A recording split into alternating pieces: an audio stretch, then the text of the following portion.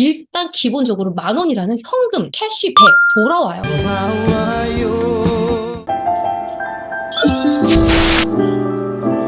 매일같이 눈 뜨고 자기 전까지, 아니 죽기 전까지 바로 생필품인데요. 근데 이게 어디서 그동안 우리가 사용했냐면 이러한 대형마트를 통해서 우리가 항상 따박따박 떨어질 때마다 사고 있었어요.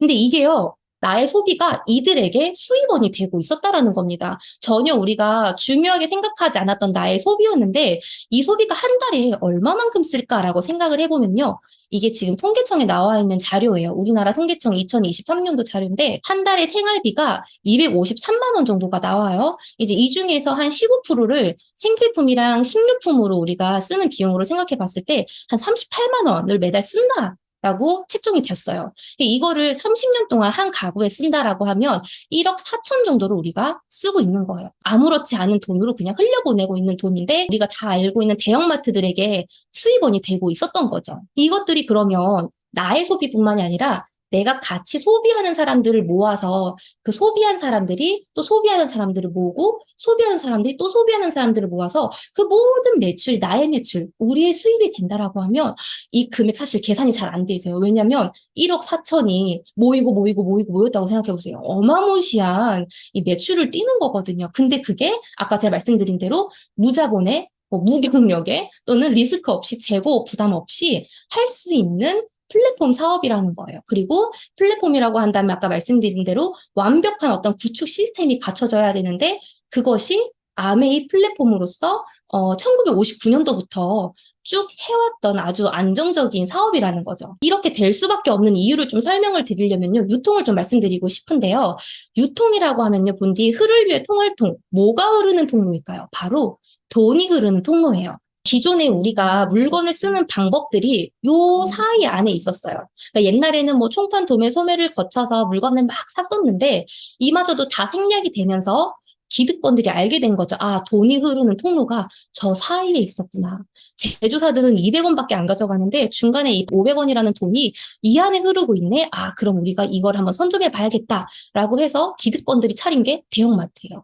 대형마트에서 물건을 우리가 그냥 가서 쓰고 있었는데 코로나 터지면서 대형마트도 갈 필요 없이 뭐 쿠팡이나 마켓컬리나 이런 곳에서 알아서 최저가를 다 정리해 주니까 우리 너무 편안하잖아요. 택배까지 해주잖아요. 그러니까 이제는 여기서 쓰고 있는 거죠. 이 모든 유통의 그 흐름이 굉장히 많은 변화가 있었어요. 근데도 우리는 여전히 어디에 있었다? 소비자에 머물러 있었다라는 거예요.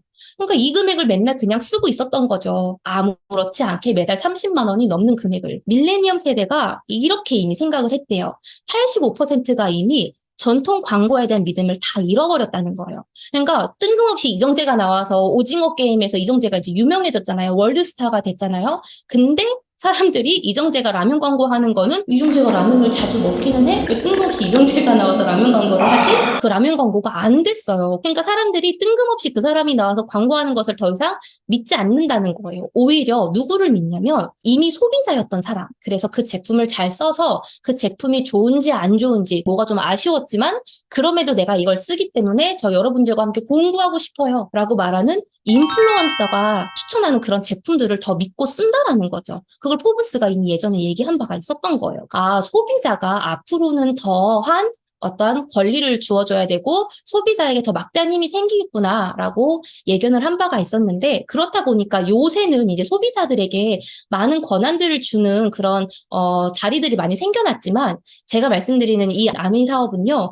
1959년도부터 소비자들에게 이 기회를 주었던 기업이에요. 직접 물건을 쓰면서 좋은 경험이 있는 거를 가지고 전달하고 공유하고 연결했을 때 소비자들끼리 더 서로 신뢰를 가지고 그래? 그 제품이 진짜 좋아? 나도 한번 써보자가 될 수 있다라는 거를 미리 알고 있었던 거죠. 그래서 보다 보니까 광고랑 유통에 가장 많은 돈이 나가고 있었던 거예요. 유명하지만 제품과는 그렇게 관련 없는 연예인들을 써서 광고 비용을 막대하게 쓰고 또는 정말 뭐 시스템을 잘 갖춘 유통업계지만 그걸로 아메이 제품을 좀 더 확장시킬 수는 있어요. 하지만 그것들을 M1에다가 돈을 썼을 때 소비자들은 뜬금없는 그 700원이라는 돈을 자꾸 가중시켜서 부담을 할 때 소비자들에게 좋은 이득이 될 거라는 건 하나도 없다라는 걸 알게 된 거죠. 그러니 원래 소비자들은 좋은 경험이 있으면 전달하고 공유하고 연결하는 능력이 있어서 자꾸 서로 알려. 그러니까 그 알린 것에 대한 캐시백을 우리가 광고 유통 비용을 줄이고 이걸로 한번 줘보자. 그 아메이 마케팅 플랜인 거예요.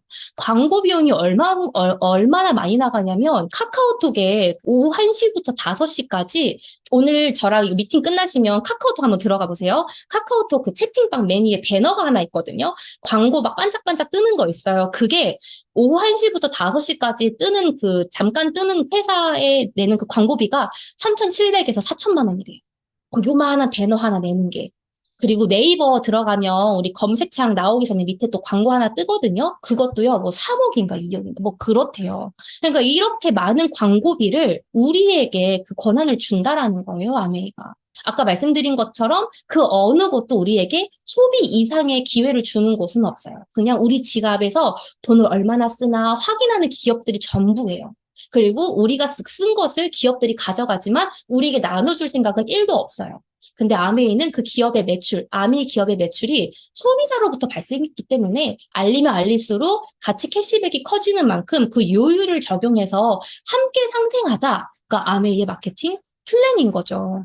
이걸 제가 계속 사업으로 말씀드리는데 사업이라고 인식하지 못하는 이유가 바로 여기에 있어요. 일반 마트와 아메이 마트를 잘 구분하기가 어렵기 때문이에요. 아메이 마트 어디에 있는데 홈플러스는 동네마다 하나씩인데 아메이 마트 어디에 있어? 어디에요? 여기?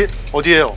거기에요? 제가 분당에 있어요. 이렇게 말씀을 드리는데 좀 비교를 좀 표로 한번 보여드려 볼게요. 우리가 한 30만 원 정도 코스트코에서 장을 보면 그 카트 되게 크잖아요. 생각 없이 막 담으면 30만 원 후딱 나오거든요.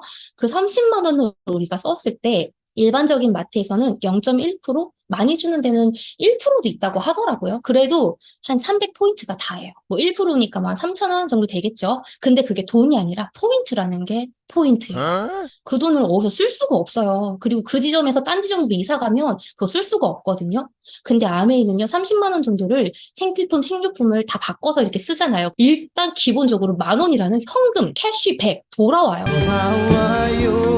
이것만 해도 뭐야? 왜 10,000원을 나한테 왜 주는데? 이렇게 생각을 해보실 필요가 있다라는 거예요. 자, 근데 더 중요한 게 뭐냐면 제가 여기 동탄에 롯데백화점 생길 때 그때 사람들 엄청 많이 왔던 이유가 뭐냐면 전국에 맛있는 맛집이 다 들어왔대요. 맛있는 맛집이 왔으니까 우리 같이 가보자. 그래서 데려갔거든요. 저도 지인을. 백화점이 저한테 주는 포인트는 여전히 300포인트인 거예요. 근데 아메이는요, 같이 쓰는 사람들이 많아지잖아요. 그러면 그 같이 쓴 사람들의 모든 매출이 나에게 다 합성이 된다니까요. 모든 매출이 나에게 다 합성이 된다니까요. 나에게 다 합성이 된다니까요. 다 합성이 된다니까요. 합성이 된다니까요.